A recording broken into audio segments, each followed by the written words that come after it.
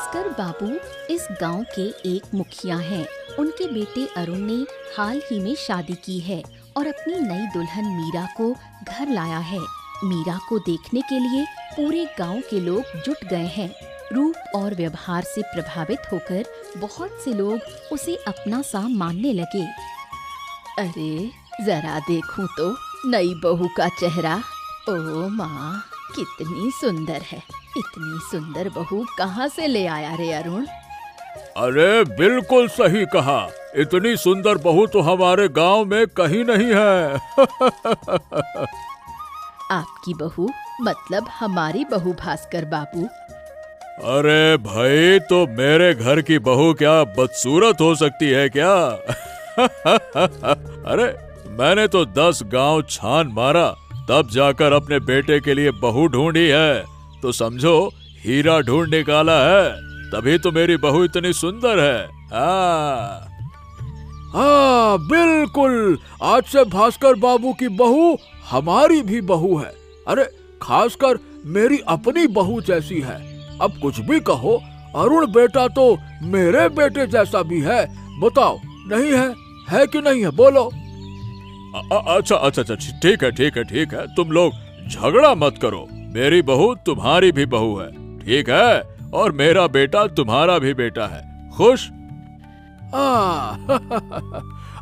तो बहू, जब भी फुर्सत मिले मेरे घर भी चले आना।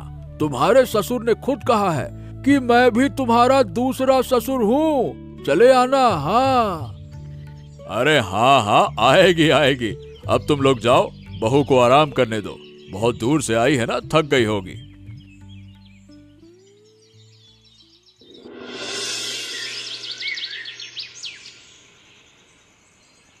क्या हुआ मीरा, तुम्हारा मन खराब है क्या? बताओ ना मुझे, किसी ने कुछ कहा क्या? नहीं, तुम परेशान मत हो। मुझे कौन क्या कहेगा। सब मुझे बहुत प्यार करते हैं। बस माँ बाप को छोड़कर आई हूँ ना, इसलिए मन थोड़ा उदास है। ओ, तो ये बात है। अब देखो मीरा, ये तो सब लड़कियों के साथ होता ही है। हाँ, समझती तो हूँ, लेकिन मन मानता ही नहीं। माँ बाप की याद हमेशा सताती है। अच्छा चलो ठीक है, चिंता मत करो। 2 दिन बाद ही तुम्हारे मायके में तुमको ले चलूंगा, तो सबसे मिल लेना। इससे क्या होगा, मैं तो हमेशा के लिए मायका छोड़ आई हूँ। अब 2 दिन घूमकर आ भी जाऊँ तो भी मन नहीं भरेगा। पहले जैसे सालों साल मायके रहना तो अब मुमकिन नहीं। अरे भाई, अगर तुम्हें अपने मायके में ही रहना है तो अपने पिताजी से कहो ना कि मुझे घर जमाई बना लें, फिर हम दोनों वहीं रह सकते हैं। मजे करेंगे, क्या कहती हो? धत, कैसी बातें करते हो? अब मूड ठीक हुआ ना? देखो, इस घर में तुम्हारा कभी अनदेखा या अनादर नहीं होगा। सब तुम्हें बहुत प्यार करते हैं। हाँ, इसी वजह से तो तुम पर भरोसा करके और इस घर गांव को अपनाकर यहाँ रहने का निश्चय किया। बिल्कुल सही किया। धीरे धीरे तुम्हें यहाँ अच्छा लगने लगेगा। थोड़ा समय दो, समय के साथ सब अच्छा हो जाता है। हाँ होगा, बस तुम ध्यान रखना, मैं अभी गांव के लोगों को नहीं समझती। ओहो, उसकी चिंता मत करो, मैं ध्यान रखूंगा। वैसे भी गांव के लोग अच्छे हैं, तुम्हें सब बहुत प्यार करेंगे। और मैं तो हूं ना सबसे ज्यादा प्यार करने के लिए। हाँ।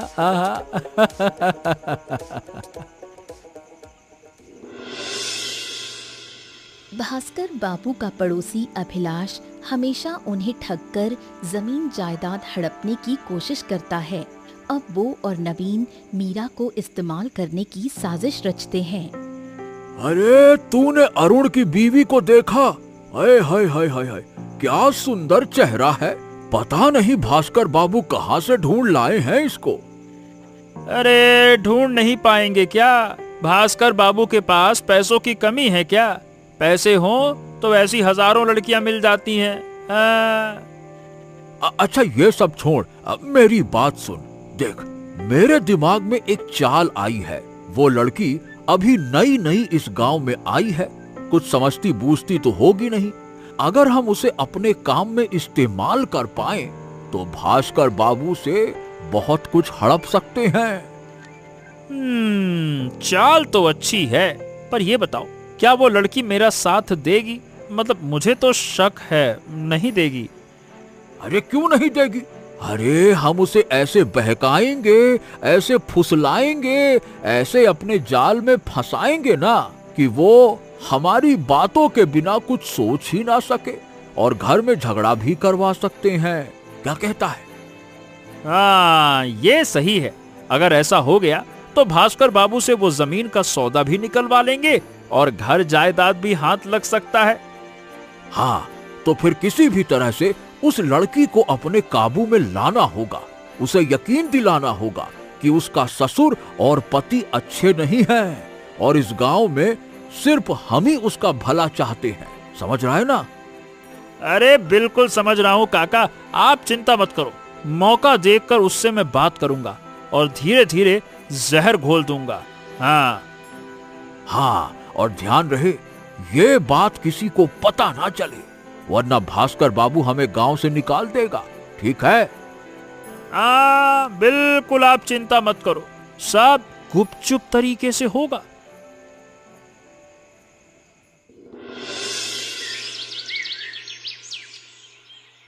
जानती हो भाभी, बहुत साल पहले की बात है। एक दिन खूब बारिश हो रही थी, हर जगह कीचड़ ही कीचड़। उसी में अरुण दादा एक गाय लेकर निकले। फिर क्या हुआ? फिर क्या, गाय भी धड़ाम और अरुण दादा भी धड़ाम। हम तो हंस हंस कर लोटपोट हो गए। क्या कह रही हो? तुम्हारे दादा इतने भोले हैं क्या? देखने से तो बिल्कुल नहीं लगता। अरे सुनो सुनो, और भी कई किस्से हैं। गांव की आधी मजेदार बातें अरुण दादा से जुड़ी हैं। अच्छा, तो सुनाओ ना, ताकि मैं भी उन्हें चिढ़ा सकूं। तो सुनो, एक बार खूब आंधी तूफान था। हम सब तालाब में नहा रहे थे। तभी अरुण दादा कूद पड़े और बोले, मैं बड़ा शोल मछली पकड़ कर लाऊंगा। शोल मछली? वो भी ऐसे? पकड़ी क्या? कहाँ, शोल की जगह सांप ले आए। फिर कितने शर्मिंदा हुए। अरे बाप रे, सुनते ही हंसी आ रही है। तुम लोगों ने तो देखा भी था। हम तो हंसते हंसते पानी में गिर पड़े थे। तुम्हारे दादा भी ना, बाहर से समझदार, अंदर से पूरे भोले। बिल्कुल सही। एक बार तो सिर पर गमछा बांधकर खेत जोतने निकल पड़े अकेले। फिर कुछ हुआ क्या? हुआ क्यों नहीं, कीचड़ में कमर तक धंस गए। फिर गांव वालों ने खींचकर बाहर निकाला। बस करो, अब तो हंसते हंसते पेट दर्द होने लगा।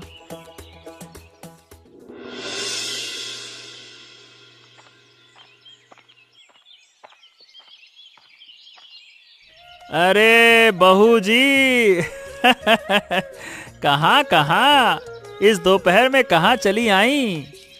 कहाँ जाऊंगी, काम से तालाब आई थी। तुम इस वक्त यहाँ क्या कर रहे हो?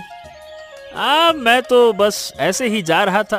देखा तुम हो तो सोचा जरा बात कर लूं। वैसे भी तुमसे कुछ बातें करनी थी। कैसी बातें, बताओ ना। अरे नहीं नहीं नहीं, अभी कहना ठीक नहीं होगा, नहीं तो पता नहीं तुम कुछ और ही सोच लो। मैं देखो, साफ साफ बताऊं तो मैं तो तुम्हारे भले के लिए कहना चाहता था। मैं जानती हूँ तुम सब मेरा भला चाहते हो, खुलकर कहो। देखो, मतलब कहने में अच्छा तो नहीं लग रहा, लेकिन सच्चाई है तो छुपा भी नहीं सकता। बात यह है कि तुम्हारे ससुर और पति दोनों तुम्हें प्यार नहीं करते।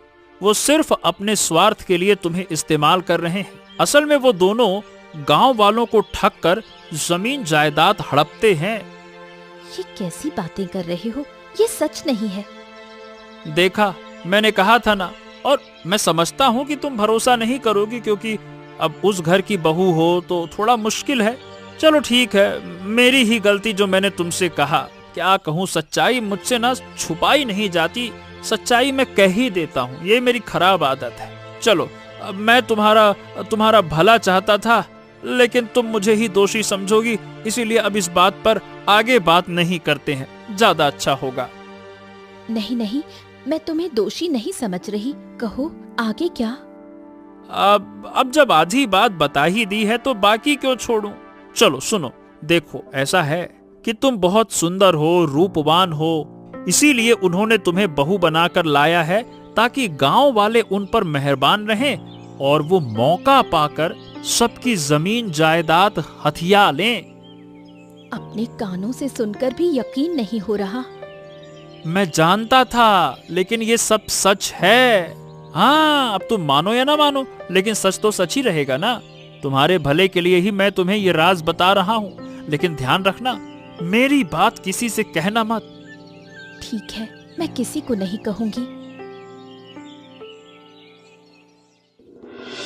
नवीन की बात मीरा ने मान ली और अरुण से झगड़ा खड़ा कर दिया। मीरा अब कतई अरुण की घर गृहस्थी को लेकर इंतजार नहीं करना चाहती।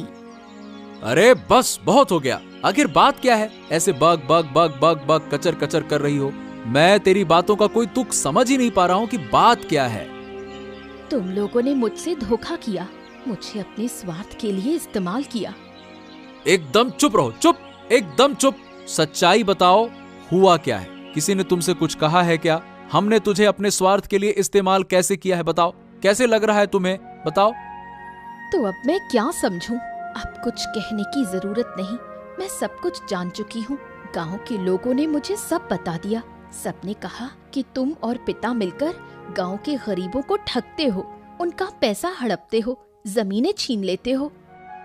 क्या? वाह वाह वाह वाह वाह! मतलब किसी ने तुमसे कुछ कह दिया और तुम बिना जांच पड़ताल किए ही मुझसे झगड़ा करने लग गई। मुझे अब जांच पड़ताल करने की कोई जरूरत नहीं। मैं तुम्हारे घर में नहीं रहूंगी, मुझे अपने पिता के घर भेज दो। अरे तुम जाओ जाओ जाओ, जैसा मन करे, जो मन में आए, जो जी में आए वो करो। अपने घर जाओ, जहां जाना है वहां जाओ। मुझे ना इन सब फालतू की बातों में फंसाओ मत।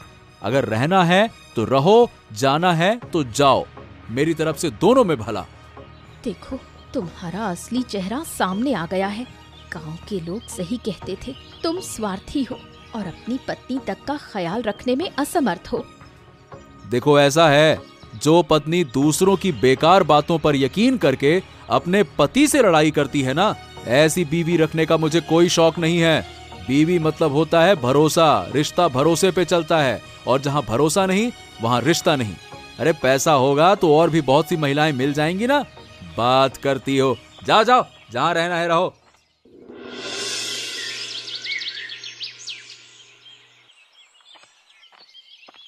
क्या हुआ बोदी? सुबह सुबह यहाँ आकर रो क्यों रही हो? किसी ने तुमसे कुछ कहा?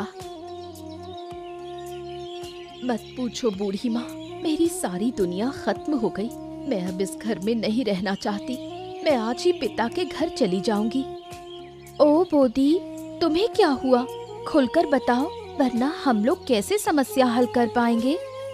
तुम लोग कर भी क्या सकते हो? मेरी समस्या ऐसी है जिसे कोई भी हल नहीं कर सकता। तुम्हारे दादा और मेरे ससुर दोनों मिलकर अपने स्वार्थ के लिए मुझे इस घर में बहू बनाकर ले आए। छी छी, ऐसी बातें मत करो, ये सब सच नहीं हो सकता। तुमने किससे क्या सुना? मैं झूठ नहीं बोल रही, मैंने सुना है। गांव वालों ने मुझे सब बता दिया। मैं अब नहीं रुकूंगी बूढ़ी माँ, मेरे जाने की व्यवस्था कर दो। समझ गई, तुम अभी बहुत दुखी हो। ठीक है, आगे की बात बाद में सोचेंगे। पहले तो हमारे घर चलो। इस घर में तुम्हें अब नहीं रहना होगा। पर मैं तुम्हारे घर कैसे जाऊंगी? क्यों? मैंने कहा था ना, तुम हमारे घर की भी बहू हो। अरुण तो मेरा बेटा ही है, इसलिए तुम भी हमारे घर की बहू हो। अगर यहाँ नहीं रह सकती तो मेरे घर चली आओ। चलो। हाँ बोदी, यहाँ बैठकर रोने से कुछ नहीं होगा। मेरे घर आओ, वहाँ शायद कोई उपाय निकल आए।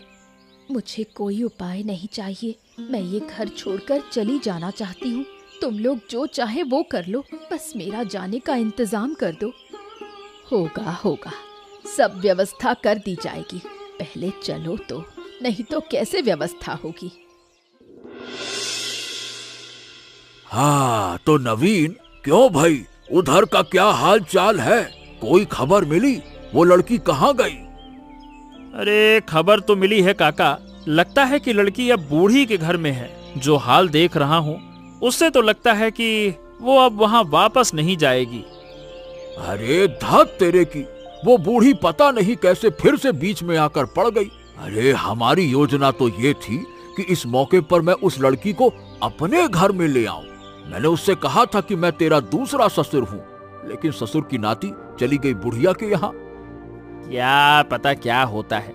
खबर लेने से पहले ही देखा कि बूढ़ी ने उसे अपने घर में ले लिया है। अब क्या करेंगे पिताजी, बताइए काका, क्या करेंगे?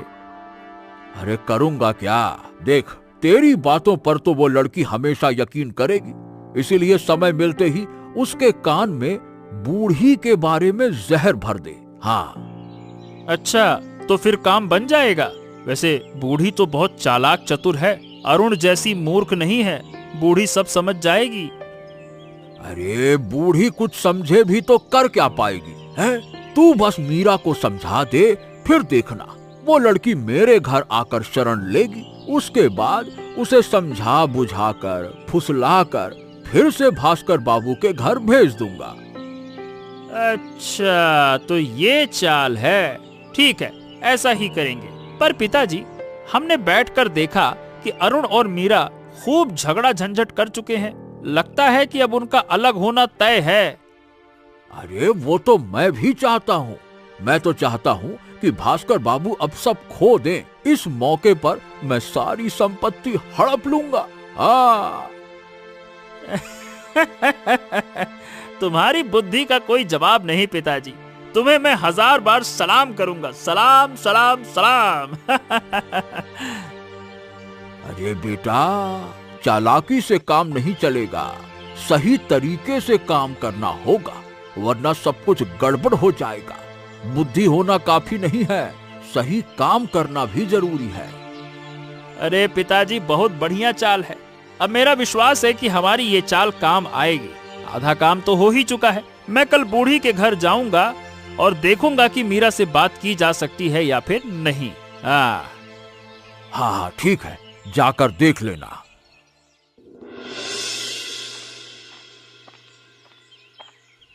अभिलाष और नवीन की ये सारी गुप्त बातें बूढ़ी ने सुन ली और पहले भास्कर बाबू को बता दी। भास्कर बाबू ने सब सुनकर अभिलाष और नवीन के साथ सभी जमीन जायदादों के समझौते रद्द कर दिए। अरे क्या हो गया समझ ही नहीं आ रहा है। अरे क्यों भास्कर बाबू ने अचानक से हमारे साथ समझौता तोड़ दिया? ऐसा होना तो नहीं चाहिए था। क्यों रे नवीन, उस लड़की ने भास्कर बाबू से कुछ कह तो नहीं दिया? अरे पिताजी, उस लड़की ने कैसे कुछ कहा होगा? वो तो अभी तक कुछ भी जानती ही नहीं है। इसके अलावा इतनी जल्दी सारे राज कैसे खुल सकते हैं? अरे तो फिर भास्कर बाबू ने अचानक से हमारे साथ सारे समझौते क्यों रद्द कर दिए? ऐसा क्या हो गया कि जिससे वो ऐसा कर सकता है, हैं? ऐसा क्या हो गया? अब इस बारे में तो मैं खुद भी कुछ ज्यादा बोल नहीं सकता पिताजी, पर समझौता टूटने से हमें बहुत नुकसान होगा। अब हमें अपना घर बार बचाने के लिए बहुत मशक्कत करनी पड़ेगी। अरे मुझे तो ये समझ नहीं आता कि मैं क्या करूं। सब कुछ योजना के अनुसार चल रहा था और अचानक से ये योजना विफल कैसे हो गई? पिताजी, अब कुछ ऐसी योजना बनाओ कि सब कुछ फिर से हमारे हाथ में आ जाए। अरे यही तो सोच रहा हूँ नवीन। अच्छा बेटा, अब उस लड़की को उपयोग करने का सही समय यही है। अगर हम उसे पकड़कर भास्कर बाबू को किसी तरह से समझा पाएं, तो शायद भास्कर बाबू हमारे साथ फिर से समझौता कर ले। ये हुई ना चालाक खोपड़ी वाली बात। तो ठीक है, उस लड़की को अपने पास लाने की कोशिश करता हूँ। मैं हर काम में मदद करूंगा, आखिर घर बार बचाना तो है। और नहीं तो क्या, चल लग जा उस लड़की के पीछे। कुछ ही दिनों में परिस्थितियां सामान्य होने लगी। अरुण मीरा को घर वापस ले आया। अब व्यापार के काम से अरुण को शहर जाना पड़ रहा था। तुम कितने दिन शहर में रहोगे? मैं यहाँ अकेले क्या करूँगी? और पिताजी की सेहत भी ठीक नहीं, मैं अकेले उनका ध्यान कैसे रखूं? अरे भाग्यवान, तुम थोड़ी सी मेहनत कर लो, पिता का थोड़ी सी ख्याल रख लो, घर बार देखना, बस इतना ही चलेगा। अब देखो, मुझे काम के लिए, व्यापार के लिए तो जाना ही होगा, और 2 दिन की तो बात है। 2 दिन? ये तो बहुत लंबा समय है। 2 दिन बहुत लंबे लगते हैं। इस बीच अगर कुछ अनहोनी हो गई, मुझे बहुत डर लग रहा है। ओहो, ऐसा कुछ नहीं होगा, इतना मत डरो, ठीक है? मैं जल्द ही वापस आ जाऊंगा, और गांव के लोग भी तो हैं, अगर किसी मदद की जरूरत पड़ी तो वो जरूर मदद करेंगे। हाँ। इन सब मामलों में मैं किस पर भरोसा करूं? शहर जाना तो पड़ेगा ना तुमको। अरे भाग्यवान, मैं समझ रहा हूं कि तुम परेशान हो, तुम्हें अकेले रहना बिल्कुल अच्छा नहीं लगेगा, पर देखो मैं मजबूर हूं, मुझे जाना ही होगा। पिताजी का स्वास्थ्य ठीक नहीं है, और व्यापार का काम भी तो संभालना है ना, समझो ना। फिर क्या करें? तुमने कहा था ना, जब मैं इतना कहूंगी तो तुम मेरी बात सुनोगे, पर तुमने मेरी कोई बात नहीं सुनी। जाओ, बस कोशिश करना जल्दी लौट आओ। अरे बिल्कुल बिल्कुल, मैं जितना जल्दी हो सकेगा वापस आ जाऊंगा। और अगर तुम्हें बहुत अकेलापन लगे तो पूजा तो है ना, उसके साथ सारी रात बातें करके समय निकालो, है ना? ठीक है, वैसा ही करूंगी। अब तुम जाओ, मैंने सारे बैग ठीक से पैक कर दिए हैं। अच्छा ठीक है, चलो अब अपना ध्यान रखना, और पिताजी का थोड़ा ख्याल रखना। अगर कोई अनहोनी हुई तो मुझे बताने में बिल्कुल भी कंजूसी मत करना, ठीक है? चलो मैं आता हूं।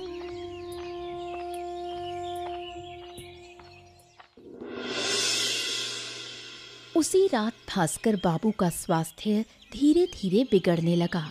मीरा समझ नहीं पाई कि वो क्या करे, इसलिए मदद मांगते हुए वो अभिलाष और नवीन के पास गई, लेकिन अभिलाष और नवीन में से कोई भी उसकी मदद नहीं करता।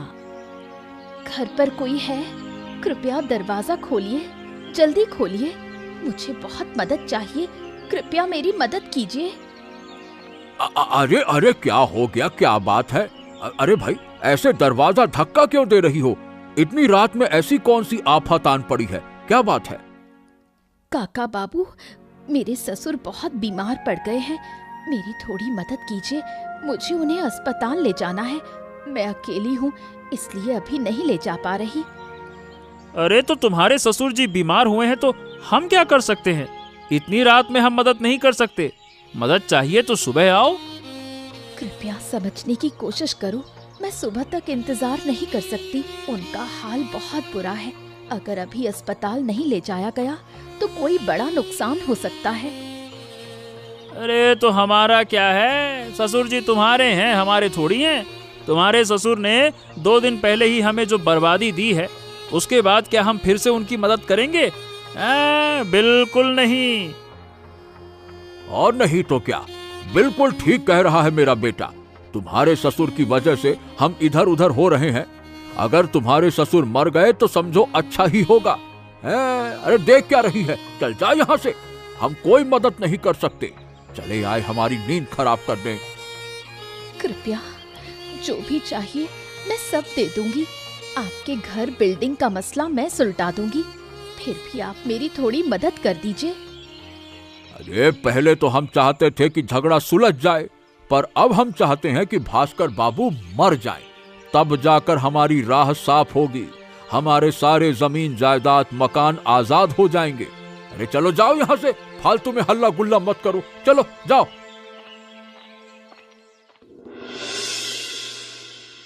बेटी, क्या हुआ? तुम इतना रो क्यों रही हो? बूढ़ी माँ, क्या आप मेरी थोड़ी मदद कर सकती हैं? मेरे ससुर की हालत ठीक नहीं है, पिताजी को अस्पताल ले जाना होगा। क्या बात कर रही हो? ऐसी हालत कब हुई? तुमने हमें पहले क्यों नहीं बताया? हम तो पहले ही अस्पताल ले जाते। मैंने सोचा आप लोग शायद मदद नहीं कर पाएंगे। मैंने कई लोगों से सहायता मांगी, पर किसी ने मदद नहीं की।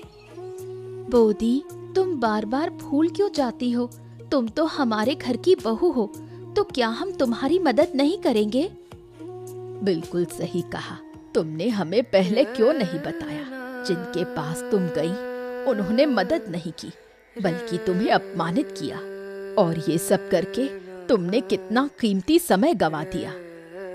मुझसे गलती हो गई बूढ़ी माँ, अब मैं किसी और का दरवाजा नहीं खटखटाऊंगी। बोदी, जांच परख कर ही किसी की बात मानना, किसी पर भी भरोसा कर लेना ठीक नहीं। ठीक है, अब कृपया मेरा साथ दीजिए।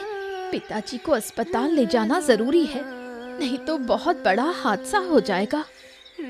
ठीक है, चिंता मत कर, हम ले चलेंगे। पर अरुण कहाँ है? वो तो शहर गए हैं। मैंने कितनी बार कहा था मत जाइए, पर उन्होंने मेरी बात नहीं मानी। ठीक है, तो जल्दी चलो, अब देर नहीं करनी चाहिए। चलो मिलकर भास्कर बाबू को उठाओ।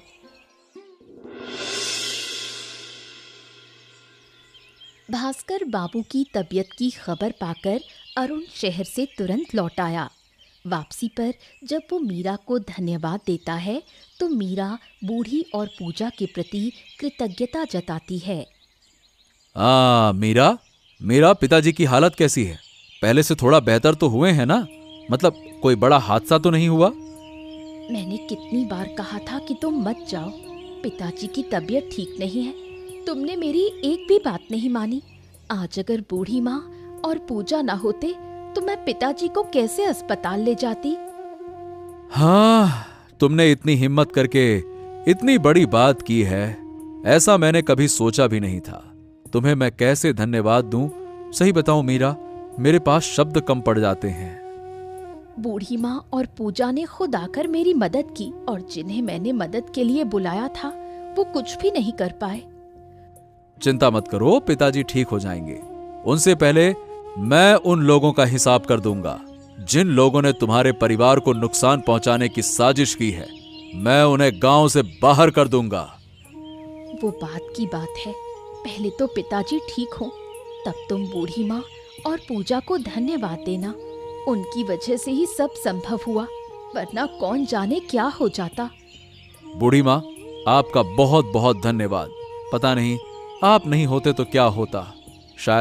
शायद आज मैं अपने पिताजी को खो देता। आपको ऊपर वाला बहुत खुश रखे। अरे क्या बात है भाई, तुम लोग इकट्ठा होकर मेरे घर पे क्यों आए हो? क्या भास्कर बाबू मर गए क्या? भास्कर बाबू तो नहीं मरे, पर मरोगे अब तुम लोग। हम तुम्हारे घर पर तुम्हारा हिसाब लेने आए हैं। क्या? इसका क्या मतलब है? मेरे पिता के साथ ऐसे बात करने की तुम्हारी हिम्मत कैसे हुई हैं? ये तुम जैसे टटपुंजियों से बात करने के लिए मुझे कोई अलग से हिम्मत की जरूरत नहीं है। तुम लोगों को ऐसे मसलूंगा ना कि पता नहीं चलेगा। अरे तुम लोगों ने मेरी पत्नी को फंसाने की कोशिश की, उसे अपमानित करने की कोशिश कर रहे थे, हैं? अरे ये सब बातें झूठ है, सब मन का गढ़ा हुआ है, ऐसा कुछ नहीं हुआ। एक एक बात सच है। मैंने खुद अपने कानों से सब कुछ सुना और भास्कर बाबू को भी बताया। उम्मीद है जब पिताजी ठीक हो जाएंगे तो सच सामने आ जाएगा। अरे मैं नहीं चाहता कि पिताजी ठीक होकर अपना सिर ऐसे झंझटों में फंसाएं। इसीलिए पिताजी के उठने से पहले ही मैं तुम्हें सजा दूंगा। अरे किस तरह की सजा? हम किसी भी सजा को सहन नहीं करेंगे। हमने कुछ गलत ही नहीं किया तो काहे की सजा है? और तुम होते कौन हो भैया सजा देने वाले? भास्कर बाबू के ना होने पर इस गांव का मुखिया होने की जिम्मेदारी मेरी है, और ये बात तुम लोग अच्छी तरह से जानते हो। और एक आम आदमी होने के नाते मेरी पत्नी के साथ जो तुम्हारे लोग बुरे व्यवहार कर चुके हैं, उसके आधार पर मैं तुम्हें सजा दे सकता हूं। इन्होंने जो मेरे बारे में झूठ बोला और तुम्हारे नाम पर गलत फहमी फैलाई, मैंने वक्त पर उन बातों को नहीं समझा और इनके फंदे में फंस गई। चिंता मत करो मीरा, अब से गांव की किसी और बहू या लड़की के साथ ये कभी भी बुरा व्यवहार नहीं करेंगे, क्योंकि आज से ही ये इस गांव से निकाल दिए जाते हैं। अरे बेटा मीरा, तुम तो हमारे घर की बहू जैसी हो। मैं तुम्हारा दूसरा ससुर हूँ। तुम बेटा अपने पति को समझाओ ना। हम पर इतनी बुरी सजा मत दे। हम कहाँ जाएंगे बेटा? चुप हो जाओ आप। मैं आपके फंदे में फिर कभी नहीं पड़ूंगी। आपकी ये तमाशे मुझे अच्छे से पता है। तो बस सजा तय होती है कि जो कहा गया है वही होगा। अब ये बात पूरे गांव में फैला दी जाएगी।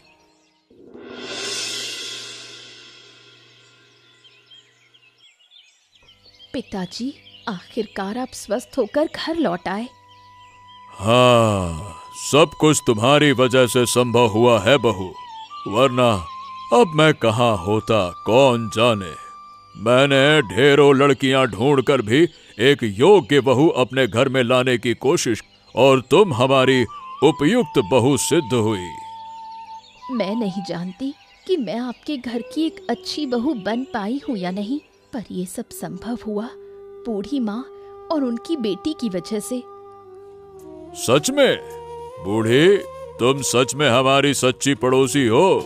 पड़ोसी ही तो मुश्किल के वक्त मदद करते हैं, है ना? हम सब तुमसे बहुत प्रेम करते हैं बहू। अगर हमारी बहू विपत्ति में पड़ेगी तो हम सब आगे आएंगे। तुम हमारे परिवार की बहू हो। अरे बिल्कुल नहीं, मैं अपनी बहू किसी के साथ बांट नहीं सकता। इन दिनों तुम, मैं और अभिलाष में बहुत विवाद हुआ। अब केवल तुम और तुम्हारा परिवार ही हमारी घर की बहू होगी।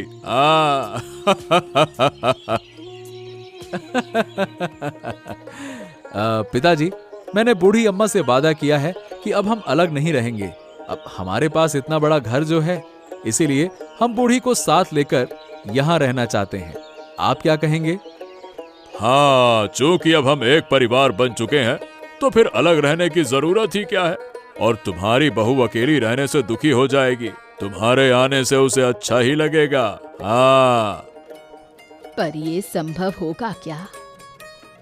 अरे क्यों नहीं होगा, हम अब किसी की बात नहीं सुनेंगे। आगे मैं जिम्मेदारी लेकर अपनी छोटी बहन की शादी कर दूंगा, बस। और नहीं तो क्या, 3 परिवार नहीं, 2 परिवार नहीं, अब हम एक परिवार की बहू हुए।